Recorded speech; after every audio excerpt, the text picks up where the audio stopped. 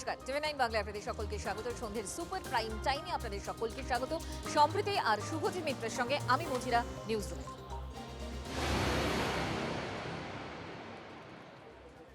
আর আজ সারাদিন নিউজ রুমের যে বিষয়টা, যে খবরটা সব থেকে বেশি আলোচনা হয়েছে সেটা হচ্ছে 28 বছর পর মমতা বন্দ্যোপাধ্যায় তৃণমূল কংগ্রেসকে বাঁচাতে হাতের ভরসায় রয়েছেন। এই মুহূর্তে দাঁড়িয়ে এটাই খবর, মমতাকে কংগ্রেসের সর্বভারতীয় সহসভাপতি প্রস্তাব সোনিয়ার, আর অভিষেককে কংগ্রেসের সাধারণ সম্পাদকের পদ প্রস্তাব রাহুলের। সোনিয়ার কাছে সময় চেয়েছেন মমতা, খবর সূত্রে। এই বিষয় নিয়ে আমরা কথা বলবো। সুমন মহাপাত্র আমাদের সঙ্গে রয়েছেন। সুমন, এখনো পর্যন্ত এই যে সময় চেয়ে নিয়েছেন মমতা বন্দ্যোপাধ্যায়, আমরা কি জানতে পারছি, কি ভাবছে তৃণমূল কংগ্রেস? দেখো, তৃণমূল কংগ্রেস মমতা বন্দ্যোপাধ্যায়ের দল নিজের হাতে তৈরি করা 28 বছর আগে কংগ্রেস ভেঙে মমতা বন্দ্যোপাধ্যায় এই দল তৈরি করেছিলেন এবং তারপর ভোটে ভরাডুবির পর তৃণমূল কংগ্রেস খান খান হয়ে যাচ্ছে। পরিষদীয় দলে ভাঙন, বিদ্রোহী সাংসদ, বিদ্রোহী বিধায়ক, চারদিকে শুধু বিদ্রোহ। এমতাবস্থায় মঙ্গলবার অর্থাৎ গতকাল সোনিয়া গান্ধীর সাথে বৈঠক করেছিলেন মমতা বন্দ্যোপাধ্যায় এবং সেখানেই মমতা বন্দ্যোপাধ্যায়কে সর্বভারতীয় সহসভাপতি হওয়ার প্রস্তাব দেন সোনিয়া। তারপর আজকে 10 জনপথ রোডের বাড়িতে রাহুল গান্ধীর সাথে বৈঠক করেন অভিষেক বন্দ্যোপাধ্যায়। সেখানে রাহুল গান্ধী তাকে সাধারণ সম্পাদক হওয়ার প্রস্তাব দিয়েছেন। এতদূর পর্যন্ত বিষয়টা পরিষ্কার, কিন্তু মমতা বন্দ্যোপাধ্যায় নিজে তৈরি করা দল ছেড়ে কংগ্রেসের সাথে কি হাত মেলাবেন, সম্ভাবনা প্রবল হচ্ছে। এখনো পর্যন্ত আমরা যা জানতে পারছি, আগামীকাল কংগ্রেস হেড কমান্ড তারা কিন্তু সব রাজ্যের কংগ্রেস নেতাদের সাথে বৈঠক করবে তাদের মতামত জানার জন্য। একইভাবে মমতা বন্দ্যোপাধ্যায় তিনি ইতিমধ্যেই কলকাতায় ফিরে গেছেন কালীঘাটের বাড়িতে। তিনিও তার গুরুত্বপূর্ণ যে সতীর্থরা রয়েছেন, যারা এখনো মমতা বন্দ্যোপাধ্যায়ের হাত ছেড়ে যাননি, তাদের সাথে বৈঠক করবেন এবং বৈঠকের পরই সেই সিদ্ধান্ত হবে এবং সেই সিদ্ধান্ত যতদূর সম্ভব এই সপ্তাহের আগেই কিন্তু হেড কমান্ডকে জানিয়ে দেবেন মমতা। হাত ধরে ডুবন্ত নৌকা আদৌ বাঁচাতে পারবেন মমতা বন্দ্যোপাধ্যায়? নজর থাকবে আমাদের। সুমন, ধন্যবাদ। দেখুন, মমতা বন্দ্যোপাধ্যায় কংগ্রেসে যোগ দেবেন কি দেবেন না সে তো সময় বলবে। জল্পনা যখন ছড়িয়েছে তখন প্রদেশ কংগ্রেসের মধ্যেও কিন্তু একটা আলোড়ন তৈরি হয়ে গেছে। অধীর চৌধুরী মমতা বন্দ্যোপাধ্যায়ের প্রতিপক্ষ বা বিরোধী বলেই পরিচিত বাংলার রাজনীতির ময়দানে, দেশের রাজনীতির ময়দানে। তিনি কিছু বলতে চাননি, কিন্তু বেশ কয়েকটি ইঙ্গিতপূর্ণ মন্তব্য করেছেন। তিনি বলছেন তিনি এতদিন মমতা বন্দ্যোপাধ্যায়ের বিরুদ্ধে যে লড়াই করেছেন সেটা তার ব্যক্তিগত লড়াই নয়, কংগ্রেসের জন্য লড়াই করেছেন, কংগ্রেস কর্মীদের জন্য লড়াই করেছেন। মমতা বন্দ্যোপাধ্যায় কংগ্রেসের ঘর ভাঙছিলেন, তিনি সেই ঘরকে আগলানোর জন্যই মমতা বন্দ্যোপাধ্যায়ের বিরুদ্ধে লড়াই করেছেন। বেশ ইঙ্গিতপূর্ণ, কি বলেছেন শুনুন। কংগ্রেসের সঙ্গে তৃণমূল কংগ্রেসের সংযুক্তি হতে পারে। বাংলায় আপনার তৃণমূল বিরোধিতা সেটা সকলে দেখেছে এবং আপনি আপোষহীন লড়াই করে গিয়েছেন।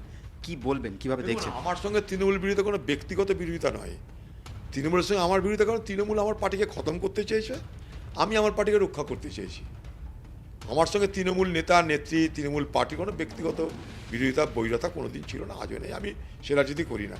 কিন্তু আমি যখন কংগ্রেস করেছি, আমি যখন কংগ্রেস দায়িত্বে ছিলাম, তখন আমি দেখেছি কংগ্রেসটাকে খতম করার চেষ্টা করছে, তাই সেটাকে মোকাবেলা করার চেষ্টা করেছি, কংগ্রেসকে রক্ষা করার চেষ্টা করেছি। এটা আমার রাজনৈতিক ধর্ম বলে মনে করেছি। বাকি এখন কি হচ্ছে না, যে কে কার কাছে আসতে যাচ্ছে তারা জানে। তবে মমতা ব্যানার্জি নিশ্চয়ই ভোটে হেরেছে বলেই আসছে, এটার মধ্যে তো নতুনত্ব কিছু নেই। হেরেছে তাই আসছে, দুবেলা করে। আগে তো কোনোদিন আসেনি এরকমভাবে, এটা তো পরিষ্কার। এটা বাকি কি হচ্ছে না হচ্ছে, কোথায় মার্জার হচ্ছে, কোথায় ডিমার্জার হচ্ছে, কোথায় অ্যাকুইজিশন হচ্ছে, আমি জানি না।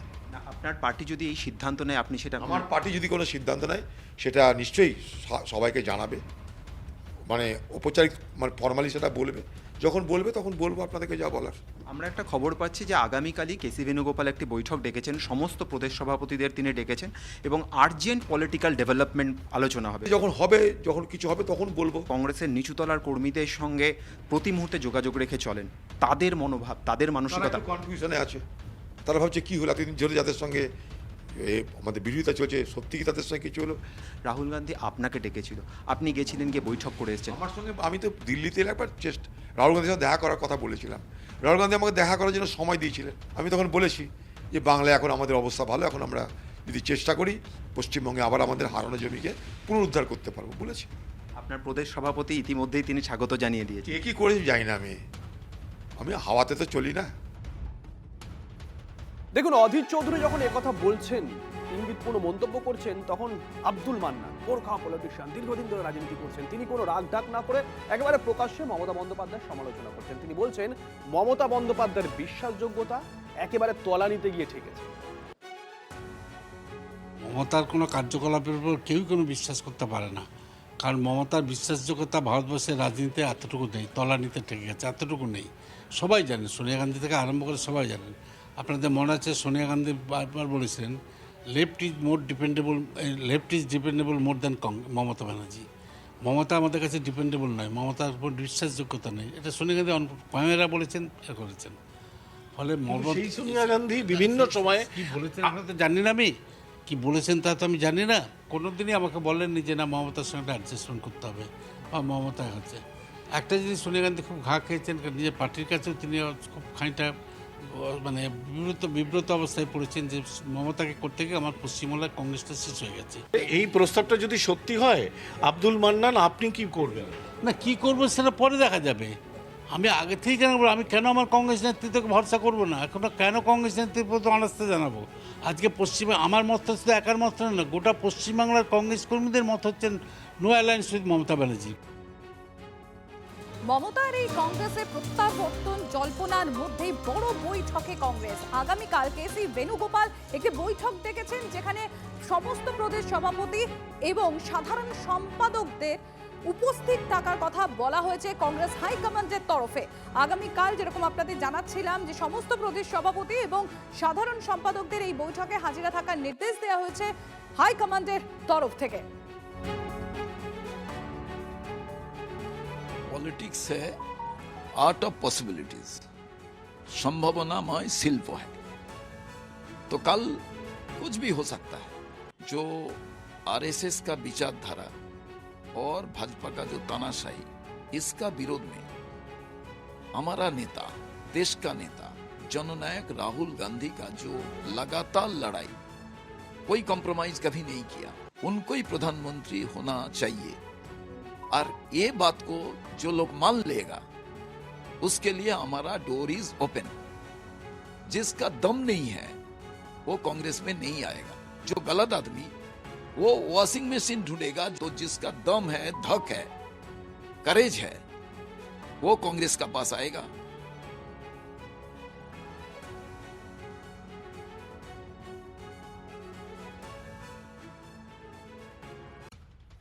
ইন্ডিয়া ব্লকের মিটিংয়ের জন্য ইন্ডিয়া ব্লক আরও কি করে শক্তিশালী করা যায় তার জন্য পূর্ব নির্ধারিত বৈঠকে গেছেন এবং তার সঙ্গে ফলো আপে কয়েকটি অত্যন্ত গুরুত্বপূর্ণ বৈঠক চলছে। কিন্তু সেখানে কংগ্রেস নেত্রী সোনিয়া গান্ধীর সঙ্গে মমতা বন্দ্যোপাধ্যায়ের যে বৈঠক হয়েছে সে বিষয়ে কোনো মন্তব্য করব না, কারণ দুজন শীর্ষ নেত্রী বর্তমান পরিস্থিতি নিয়ে আলোচনা করেছেন, ফলে সেখানে আলাদা করে এই মুহূর্তে এখান থেকে কোনো মন্তব্য করার কোনো অবকাশ নেই। যখন যেটা প্রয়োজন পড়ে, এখন বিপদে রয়েছে, এখন ইন্ডি, এখন সোনিয়া গান্ধী, রাহুল গান্ধী, কিন্তু কংগ্রেসের সঙ্গেও কি করেছে না করেছে সেটা কেন্দ্রীয় কংগ্রেসের নেতৃত্ব, পশ্চিমবাংলার কংগ্রেসের নেতৃত্ব তো জানে। এবং রাহুল গান্ধী সম্পর্কেও ওনার যে বিশেষণ উনি ব্যবহার করেছেন সেটাও জানে। কি করবেন না করবেন আমার জানা নেই, তবে বলতে পারবো না, সেটা বলতে পারবো না। তা না, যদি দু পার্টির ইউনিয়নও হয় তাহলে তো তৃণমূল এমনিও উঠে যাচ্ছে, অমনিও উঠে যাবে। কংগ্রেস তো আর মিশবে না তৃণমূলের সঙ্গে, তৃণমূল মিশবে কংগ্রেসের সঙ্গে। দেখুন, মমতা বন্দ্যোপাধ্যায় কংগ্রেসের হাত ধরবেন কিনা সেটা সময়ে বলবে, কিন্তু ওই যে তৃণমূল কংগ্রেস ভেঙে যে নতুন তৃণমূল ব্লক হয়েছে, বিরোধী দলনেতা ঋতব্রত বন্দ্যোপাধ্যায় তিনি বলছেন যে যাই করুক তাতে কিছু যায় আসে না, 64 বিধায়ক তাদের সঙ্গে রয়েছেন, তারা নাকি একাট্টা। আমরা তো এখানে তৃণমূল কংগ্রেস, আমরা তো মিশে যাচ্ছি না, কিন্তু আমরা রয়েছি তো তৃণমূল কংগ্রেস। মানে আমি এখন সংখ্যাটা, এখন এগুলো তো সেপারেট চিঠি করতে হবে, করবো। সংখ্যাটা 64 পেরিয়ে গেছে, কালকে বলবো হয়তো 65, কাল যখন সেই এমএলএ আসবেন তখন বলবো 65। স্বাভাবিকভাবে আমরাই তো তৃণমূল, কে কোথায় কার সঙ্গে দেখা করলো আমরা কি বলবো, মিশে যায় কংগ্রেস আর তৃণমূল, তখন কি হবে? আমরা মিশছি না, আমরা কংগ্রেসের সাথে মিশছি না, দায়িত্ব নিয়ে বলতে পারি। আমাদের পরিষদীয় দল আমরা, এবং আমি এমপিদের যাদের সঙ্গে কথা হয়েছে তারাও কংগ্রেসের সঙ্গে মিশছেন না, এটাও আমি তাদের তাদেরটা তারা বলবেন, কিন্তু এটা আমি শুনেছি তারাও মিশছেন না। তো সংখ্যাগরিষ্ঠ এমপি কংগ্রেসের সাথে মিশছেন না, এরপরে হচ্ছে জেলা পরিষদও তো বহু জায়গায় তারা যারা আছেন অনেকের সাথে কথা হলো, কেউ মিশছেন না, মিউনিসিপ্যালিটি কেউ মিশবে না। তাহলে কংগ্রেসের সাথে মেশার প্রশ্নটা উঠছে কোথায়? এই ইন্ডিভিজুয়ালি কি করেছেন সে নিয়ে কি বলবো?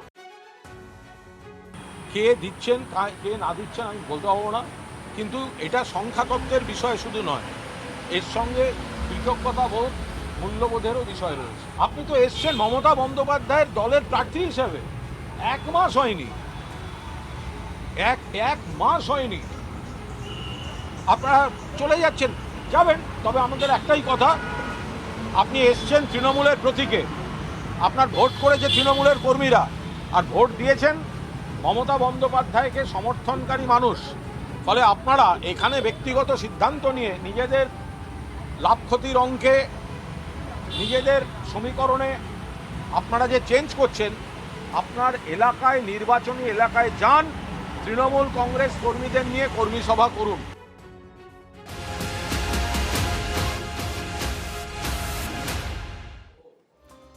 আর এত কিছুর মধ্যে আরো ভাঙলো তৃণমূলের সংসদীয় দল। দুদিন আগে সুখেন্দু শেখর রায় তিনি রাজ্যসভা সাংসদ পদ থেকে ইস্তফা দিয়েছিলেন, আর আজকে সুস্মিতা দেব তিনিও ইস্তফা দিলেন রাজ্যসভার সাংসদ পদ থেকে।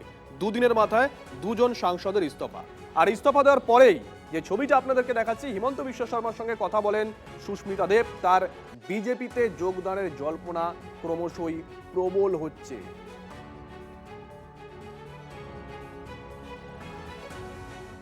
রাজ্যসভার সাংসদ পদ থেকে পদত্যাগ করেছেন, কেন এই সিদ্ধান্ত নিলেন?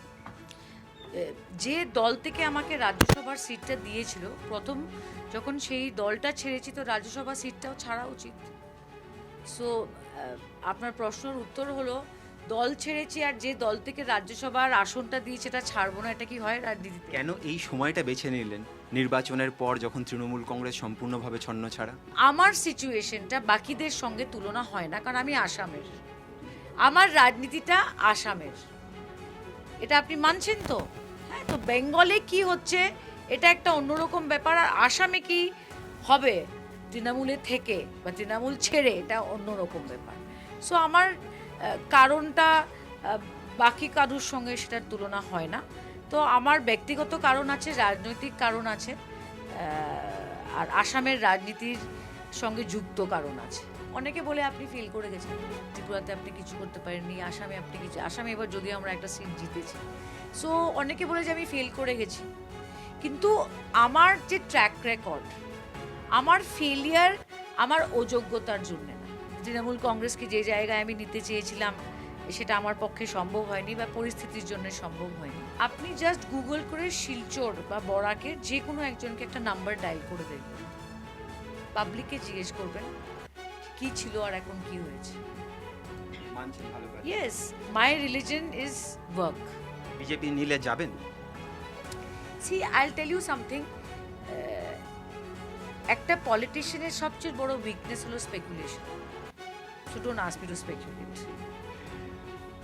পরিষ্কারভাবে পরবর্তী পদক্ষেপ কি হবে তা তিনি জানালেন না, কিন্তু স্পষ্টভাবে বুঝিয়ে দিলেন যে তার এই মুহূর্তের ভাবনা চিন্তা কি। নয়াদিল্লি থেকে ক্যামেরায় অনুদীপ শর্মার সঙ্গে জ্যোতির্ময় কর্মকার, TV9 বাংলা। সবাই either will form a group, এমএলএরা এবং এমপিরা যেটা হয়েছে, অথবা রিজাইন করবে। রানাদার মেয়ে মানে সুস্মিতা দেব ও রিজাইন করেছে, তার কারণ যার সেলফ রেসপেক্ট রয়েছে, ডিগনিটি বোধ রয়েছে, তার পক্ষে মমতার সঙ্গে তৃণমূলের সঙ্গে থাকা সম্ভব নয়, তাই সুস্মিতা দেব এমপি হিসেবে রিজাইন করেছে। ঠিকই করেছে। গোটা পার্টির তরফ থেকে তাকে ভারতবর্ষের মহিলা কংগ্রেসের সভানেত্রীও করা হয়েছিল। সন্তোষ মোহন দেবের মেয়ে, তাকে আমরা সবাই খুব স্নেহ করতাম। এখন বাজারে টিকে থাকতে গেলে কোথায় আর যাবে, করে কমে খেতে গেলে কোথায় তো যেতে হবে। তাই কখনো কংগ্রেস, কখনো টিএমসি, কখনো বিজেপি এই দৌড়ে বেড়াচ্ছে। তৃণমূল পার্টিটাকে উঠে যাবে এগুলো তার দেখতেই পাচ্ছেন, লক্ষ্য রাখতে। এখন নর্থ ইস্ট থেকে ওকে কে দেখবে, আর তাই ভাবছে এবার পলায়ন করো।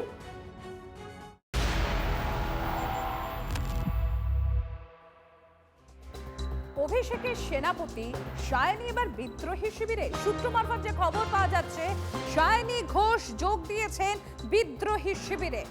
ভাঙনের মধ্যে এই শাইনির উপরই ভরসা রেখেছিলেন মমতা বন্দ্যোপাধ্যায়। যুব তৃণমূলের সভানেত্রী পদে শাইনিকে বহালও রেখেছিলেন তৃণমূল সুপ্রিমো। তৃণমূলে ভাঙন চওড়া করে বিদ্রোহী শিবিরে শাইনি ঘোষ যদিও বারবার চেষ্টা করেও শাইনির সঙ্গে যোগাযোগ করা যায়নি।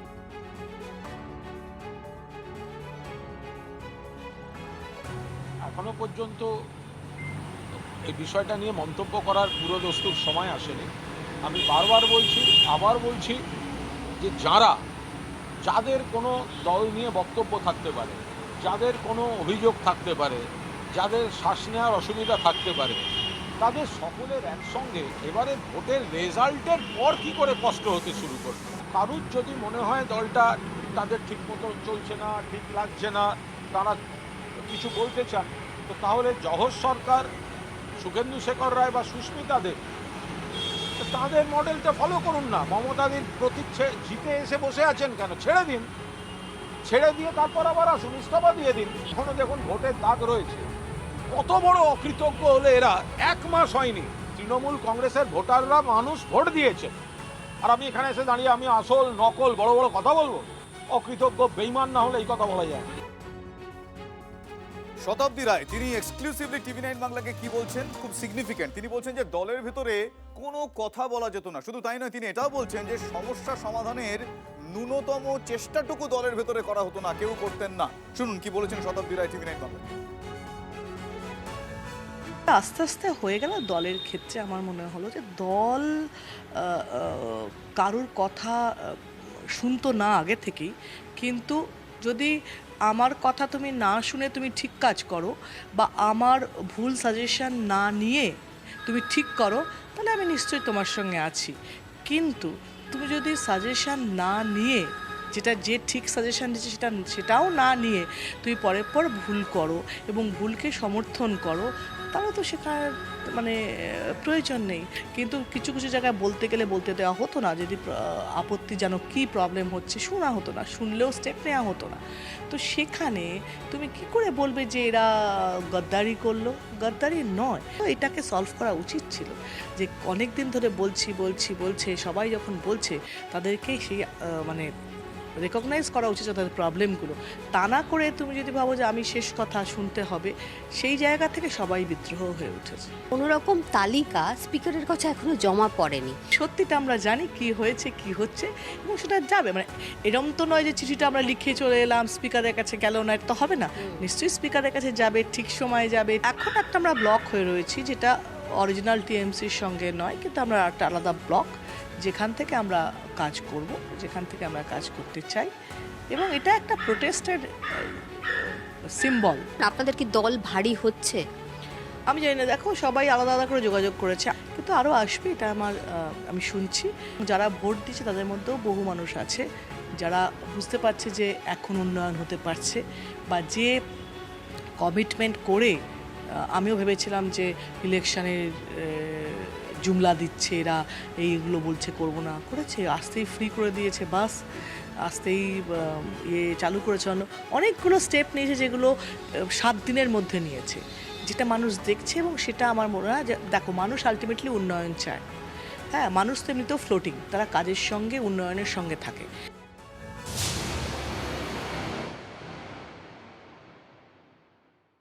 এদিকে এরই মধ্যে মুখ্যমন্ত্রী শুভেন্দু অধিকারীর সঙ্গে বৈঠক করেন তৃণমূল কংগ্রেসের টিকিটে জেতা একাধিক বিধায়ক। এয়ারপোর্টের কাছে একটি হোটেলে বৈঠক হয়, আপনাদেরকে ছবি দেখাবো আমরা। রথীন ঘোষকে আমরা দেখেছি, তিনি ওই বৈঠকে যোগ দিয়েছিলেন। এছাড়াও প্রসূন বন্দ্যোপাধ্যায়, গোলাম রাব্বানি, জাভেদ খান তারা বৈঠকে ছিলেন। বৈঠকে ছিলেন তৃণমূল থেকে বহিষ্কৃত বিধায়ক সন্দীপন সাহ। একটু বিজেপি ঘেঁষা হয়ে চলছে, তারা কংগ্রেস তার সঙ্গে জোট বা কংগ্রেসের ইন্ডিয়া ব্লক তারা তো বলতে পারবেন না, কারণ আমাদের এখানে বিধানসভায় এবং কিছুটা লোকসভায় কয়েকজনের যে আচরণ, তারা তো বিজেপি পন্থী হয়ে গিয়েছেন। তো সুতরাং তারা কিভাবে চলবেন তাদের ব্যাপার। কিন্তু মমতা বন্দ্যোপাধ্যায়ের দলের প্রতীকে, মমতা বন্দ্যোপাধ্যায়ের নেতৃত্বে ভোট করে, মমতা বন্দ্যোপাধ্যায়ের দলের প্রার্থী হিসেবে ভোট করে যারা মমতা বন্দ্যোপাধ্যায়ের লাইনের বাইরে কথা বলেন, সেখানে কৃতজ্ঞতা বোধ নিয়ে একটা প্রশ্ন হয়। অন্যদিকে শিলিগুড়িতে কংগ্রেস কর্মীরা তারা কিন্তু এক প্রকার বিদ্রোহ করেছেন। তারা বলছেন যে মমতা বন্দ্যোপাধ্যায়কে দলে নিলে তারা ইস্তফা দেবেন, তারা পকেটে ইস্তফা পত্র নিয়ে ঘুরে বেড়াচ্ছেন এহেন হুঙ্কার। কারণ তারা বলছেন যে দিনের পর দিন যে দল অত্যাচার চালিয়েছে মানুষের ওপর, সেই দলনেত্রীকে, সেই দলের সুপ্রিমোকে যদি কংগ্রেসে নেওয়া হয় তাহলে তারা বিক্ষোভ প্রদর্শন করবেন। পকেটে ইস্তফাপত্র নিয়ে ঘুরছেন কংগ্রেস নেতারা, এমনটা দাবি করেছেন শিলিগুড়ি জেলা কংগ্রেসের সভাপতি সুবিন ভৌমিক। 15 বছর ধরে অত্যাচার করেছে তৃণমূল কংগ্রেস, সেই দলের নেত্রীকে দলে নিলে চরম সিদ্ধান্তের হুঁশিয়ারি দিয়েছেন কংগ্রেস নেতা এবং কংগ্রেসের অন্যান্য কর্মী সমর্থকরা। মমতা বন্দ্যোপাধ্যায় কংগ্রেসে এলে সত্যি কি কংগ্রেসের জোয়ার আবার নতুন করে বইবে রাজ্যে? তবে হ্যাঁ, এটা ঘটনা যে 2011 সালে কংগ্রেসের হাত ধরে পশ্চিমবাংলার রাজনৈতিক পরিবর্তন ঘটেছিল। কংগ্রেসের টাকা পয়সা, কংগ্রেসের হেলিকপ্টার নিয়ে পশ্চিমবাংলার মসনদে উনি বসেছিলেন। পরবর্তীকালে কংগ্রেসকে সাইনবোর্ড করার কাজে উনি লিপ্ত ছিলেন। তৃণমূল কংগ্রেসের জন্য আজকে দীর্ঘ 15 বছর ধরে কংগ্রেস কর্মীরা অনেক যন্ত্রণার মধ্যে দিয়ে আছে। তো সেই জায়গাটায় দাঁড়িয়ে যদি এরকম কোনো সম্ভাবনা তৈরি হয় তবে কংগ্রেস কর্মীরা নিশ্চয়ই নতুন করে চিন্তাভাবনা শুরু করবে। যারা মানে আকণ্ঠ দুর্নীতিতে যুক্ত এবং পশ্চিমবাংলার মানুষ যাদেরকে প্রত্যাখ্যান করেছে এবং আজকে রাস্তায় বেরোলে পরে ওদের আজকে যে ভাষা শুনতে হয়, সে দায় এবং দায়িত্ব কংগ্রেস কর্মীরা নেবে।